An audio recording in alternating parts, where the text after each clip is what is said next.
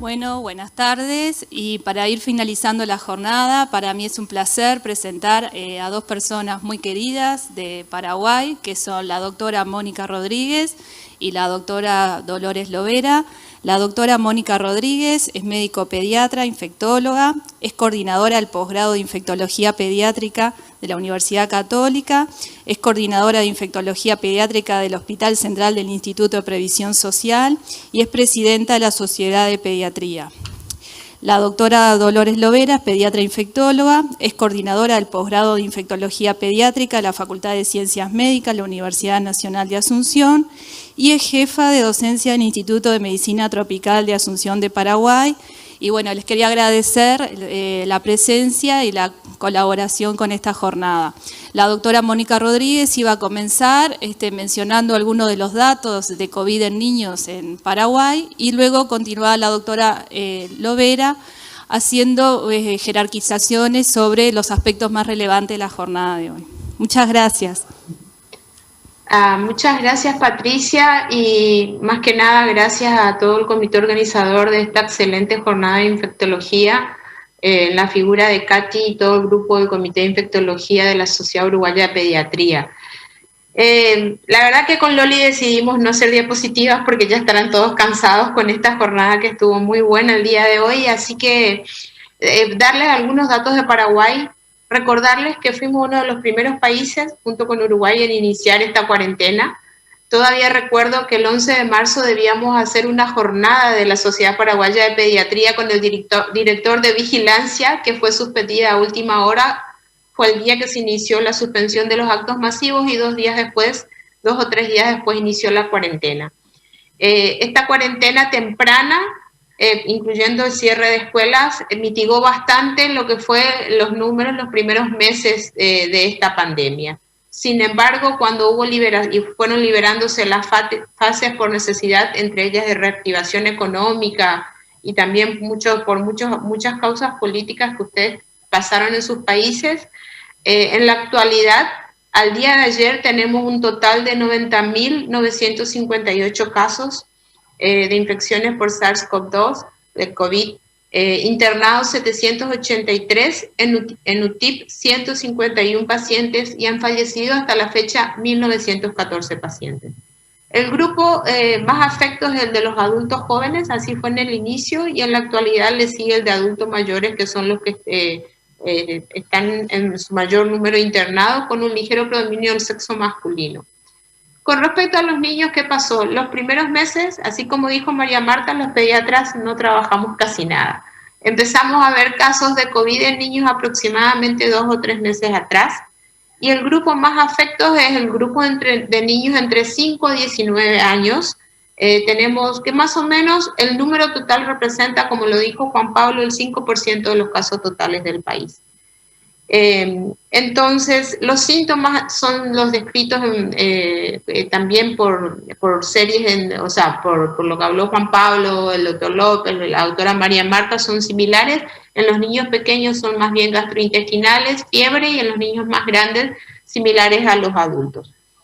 En IPS, que es el hospital donde yo trabajo, un hospital de tercer nivel de referencia.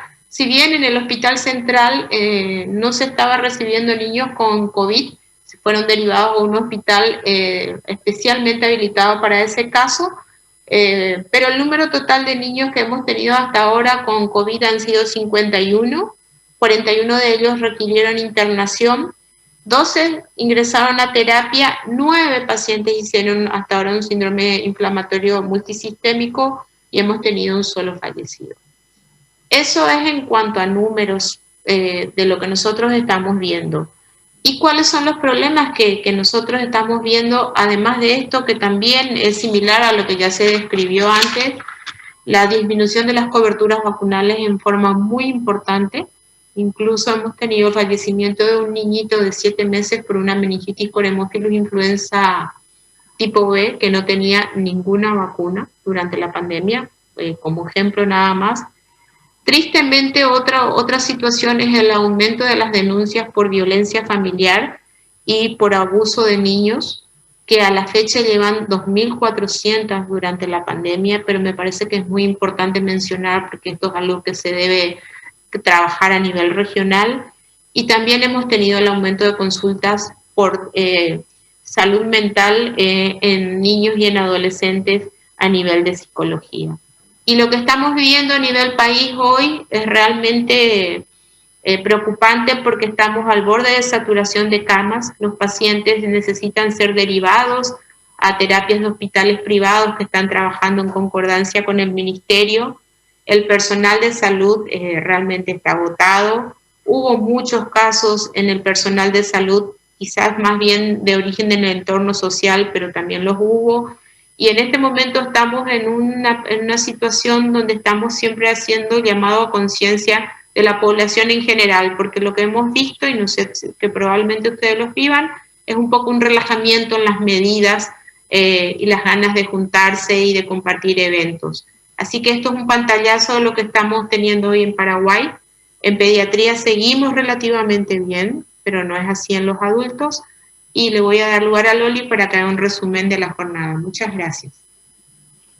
Muy buenas tardes. Gracias, Mónica. Realmente las presentaciones estuvieron brillantes. Va a costar un poquito hacer un resumen, pero la idea es resaltar algunos datos importantes de algunas de las charlas.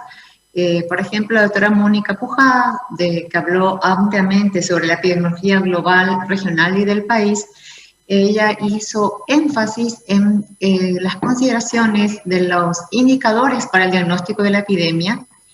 También se mencionó ampliamente la dinámica de la transmisión en los niños y un aspecto que mencionó también la doctora Mónica Rodríguez es la parapandemia, o sea, las consecuencias en los niños como el sedentarismo, la obesidad, trastornos del sueño, trastornos depresivos. Y por otro lado también se mencionó el reingreso de las clases presenciales, que así como mencionó también el doctor Dardo López, que no necesariamente ha aumentado los casos, porque eso depende de la circulación del virus a nivel de la sociedad, siempre y cuando se respeten las normas de aislamiento.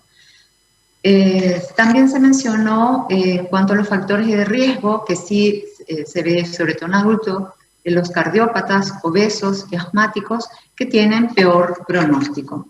Con respecto a las perspectivas, realmente es incierta, hay una incertidumbre por el hecho de que existen picos y valles en cuanto a los casos por coronavirus. Entonces, se mencionó también que en el mes de diciembre hay aumento sostenido de casos en el Uruguay, al igual de lo que está ocurriendo en el Mercosur.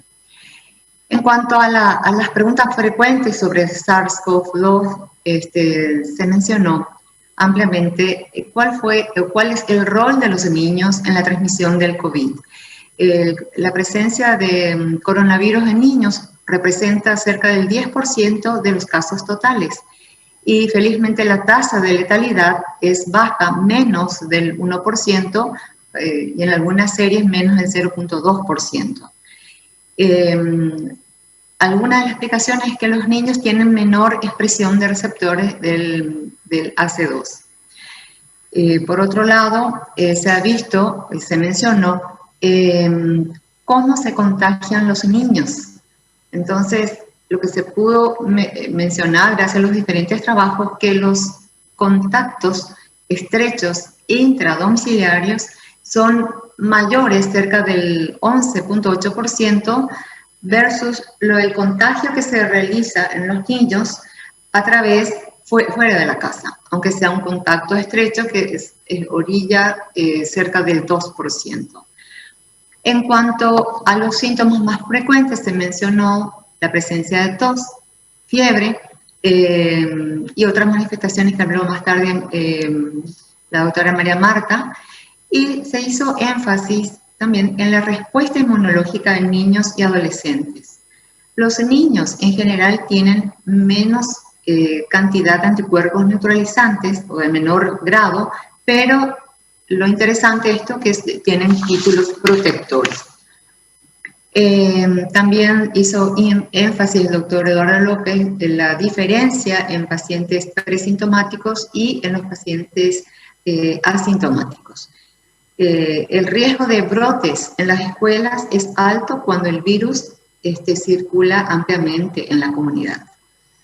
Por otro lado, el doctor Alejandro Caña hizo una excelente presentación acerca de la vacuna basada en ARN mensajero BNT162b2 para la prevención de la enfermedad de coronavirus.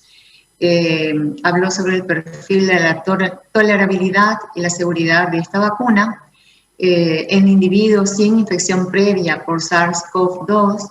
La eficacia de la vacuna contra el COVID fue cerca del 95%, y la eficacia de la vacuna observada en forma consistente, más del 93% en todos los subgrupos, con buena tolerancia. Y también se habló de los efectos adversos, de los efectos colaterales, que es el menor porcentaje y que se caracteriza fatiga, cefalea, dolores musculares, escalofrío, vómitos, diarreas, dolores articulares que se ven más frecuentemente con la segunda dosis.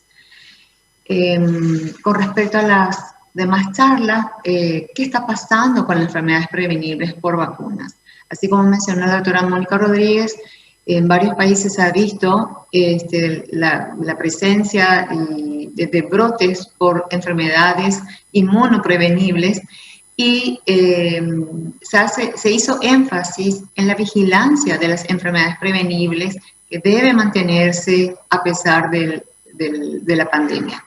Y las coberturas deben recuperarse en varios países.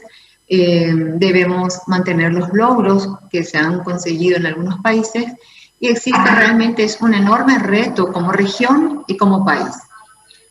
Con respecto a los aspectos diagnósticos, se habló ampliamente sobre la importancia de la reacción polimerasa en cadena para el diagnóstico certero, y sobre todo cuando uno comienza los síntomas y en los contactos.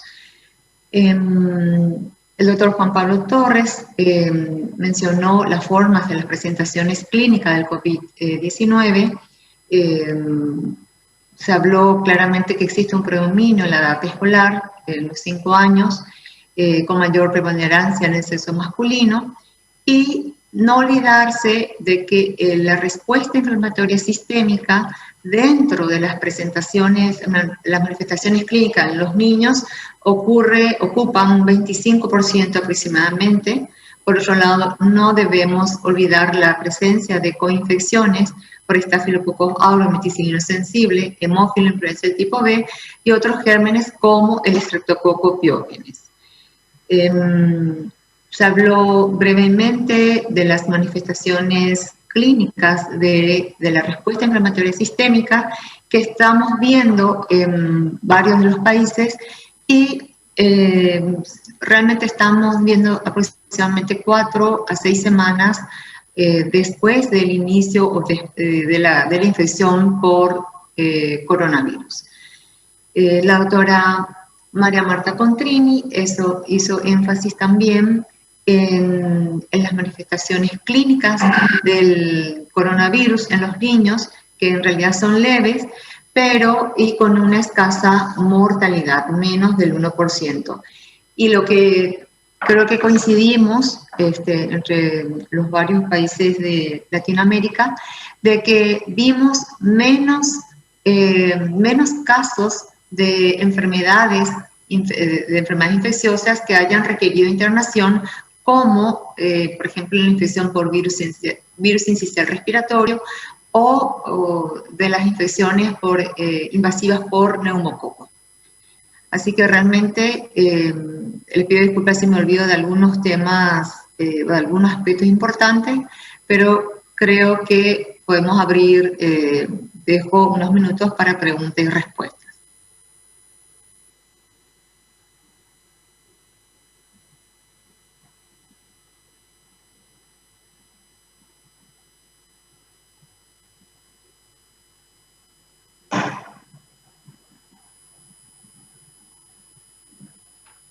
escucha? Sí.